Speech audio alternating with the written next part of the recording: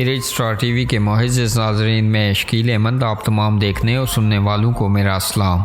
नाज़रीन, बरतानिया greater Manchester police को गुमशुदा ब्रिटिश पाकिस्तानी शख्स की तलाश।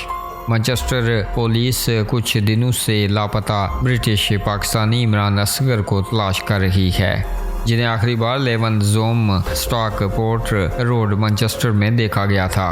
नाज़रीन, ग्रेटर मैनचेस्टर पुलिस ने कहा कि इमरान असगर, जिनका चीथम हिल से भी तल्लक है, 3 नवंबर की रात से लापता हैं।